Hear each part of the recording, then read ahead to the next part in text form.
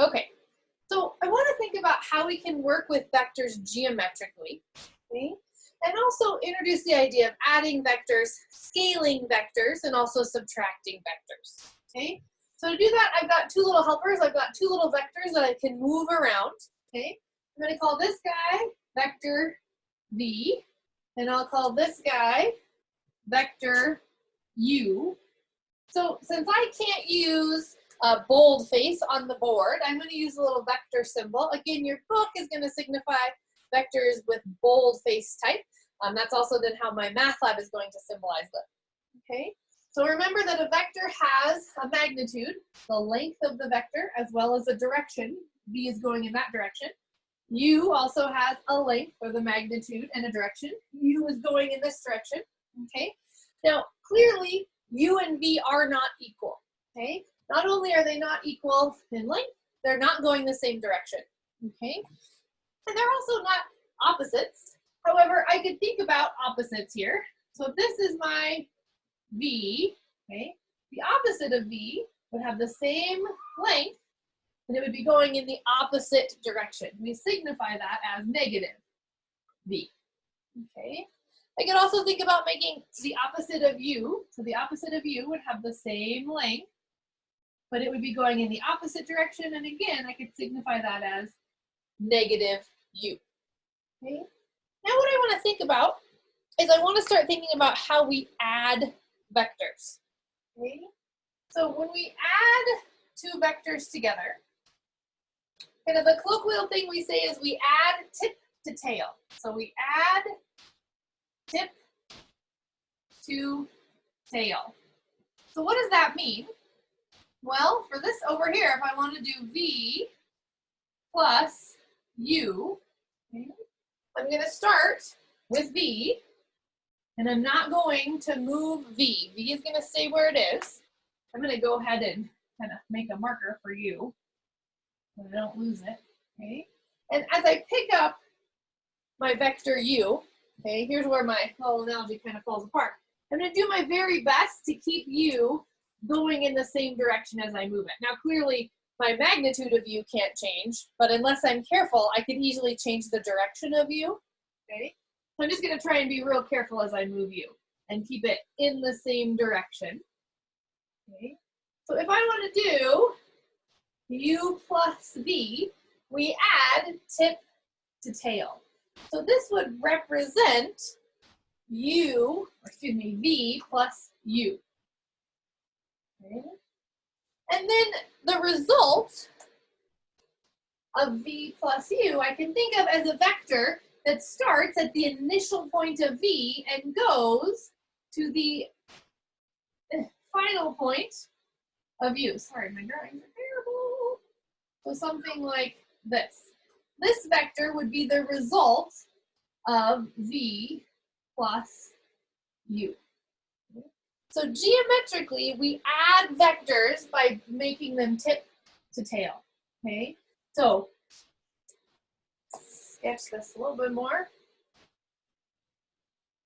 If I'm going to add V plus U, I add tip to tail, and then the result, notice the resultant vector, starts at the initial point of V and ends at the tip of U. And that's our new vector, which shows the result of V plus U.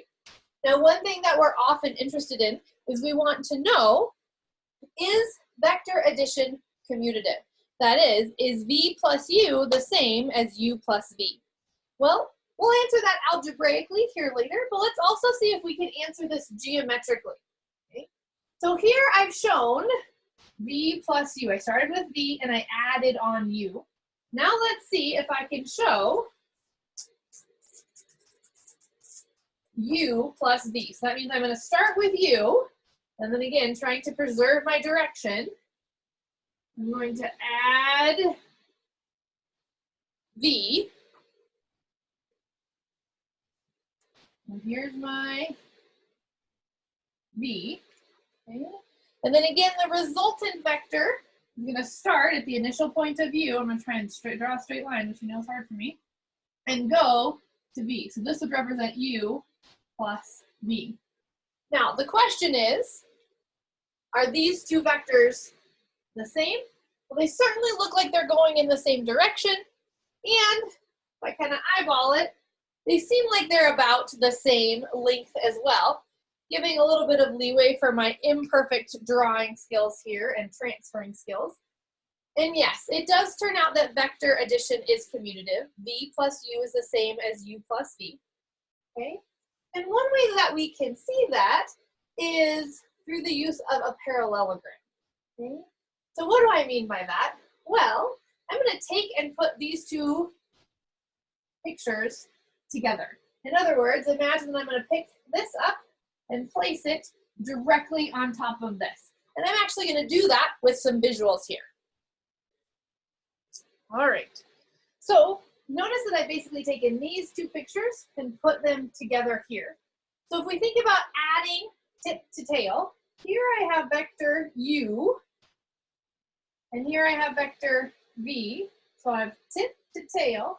So this would represent U plus V. Here I have vector V, and here I have vector U, tip to tail. So this would also represent V plus U. Both of these are represented by the diagonal of this shape here. This shape here is a parallelogram. Kind of looks rectangular-ish, but it's not a perfect rectangle, it's a parallelogram. Parallelogram, remember, has two sets of parallel sides, okay? All right, so again, when we add vectors, we're adding tip to tail, okay? We'll see another meaning for that where we can add component-wise when we get to our algebraic section, okay? But for now, remember that adding vectors means we add tip to tail, and the result kind of is this line here. Vector addition is commutative, meaning U plus V is the same as V plus U. All right, now let's think about what would happen if we wanted to subtract two vectors, okay? So I'm gonna create two new vectors. All right, so I've got two new vectors up here, and now I wanna think about vector subtraction, okay? Well, vector subtraction, right? So let's say I want to do A minus B. So I want to subtract vector B from vector A. The easiest way to think about this is to think of this about A plus a negative B. Now, how do I get a negative B?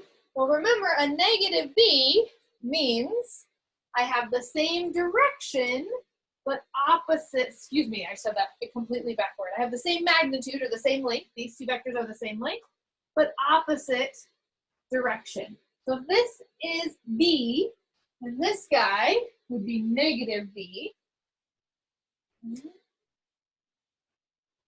once I have that, well, then remember that we add by going tip to tail. So A plus negative B, and I'm going to take this guy, which is my negative B, and again, I'm going to try and preserve direction. Okay, so this would be A plus negative B. And my result would go this direction here. So this would be A plus negative B, or A minus B. Okay, so when we subtract vectors, we really think about, there's not that much difference between subtraction and addition. We're just gonna add a negative or add the opposite vector. Now we saw that U plus V was the same as V plus U. Addition was commutative, sorry, just forgot the word commutative. Is subtraction commutative? So we've done A minus B, and that's this purple vector here. Now let's think about B minus A, which I could think of as B plus a negative A. Okay, so first things first, let's get our negative A up there. Well, if this is A going in this direction, the negative A goes in the other direction. So there's our negative A. Okay, and then vectors, we add tip to tail. Didn't give myself enough room, so I'm going to move this vector B up here. So again, length is preserved. I'm working on preserving direction. Okay, so here's negative A. We add tip to tail, okay? So this was our vector B. This was our vector negative A. Okay. So then this vector, which starts here at B and goes to the end of A, this would represent B minus A. Now the question is this vector here the same as this vector here? And the answer is sort of.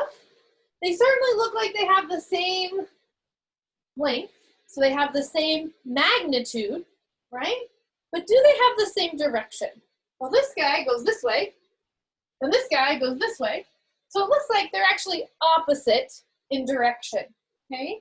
Which tells me that vector subtraction is not commutative because these two vectors are not the same. One is the negative of the other, okay? All right, so that's vector subtraction. Now I want to talk a little bit about vector multiplication. Well, I'm going to say that, scalar multiplication, okay? In other words, I want to multiply a vector by a scalar. So the first thing we're going to talk about is, what's a scalar? Okay, so like I said, I want to talk about something called a scalar. So remember that a vector is a quantity with both magnitude and direction. A scalar just has magnitude, or it's just a number. It doesn't have a direction associated with it, okay? So if I want to do something like take 3 times vector A, well, that means I'm going to take A and I'm going to scale it up by 3. Or I'm going to make A 3 times its original length. So if this is my A, and again, I know that my length will be preserved. I'm going to try and preserve my, direction as well. So here's 1A. In order to get 3A, I want something that's 3 times as long as my original A. So there's 1, 2, and 3. So this vector here would represent 3A. It's the same direction as A, but it's 3 times as long, or it's scaled up 3 times, okay? Similarly, what if we wanted to do something like 1/2 of B? Well, that's gonna be our vector B, this guy here. Again, I'm gonna try and preserve direction when I move this. So this is our B.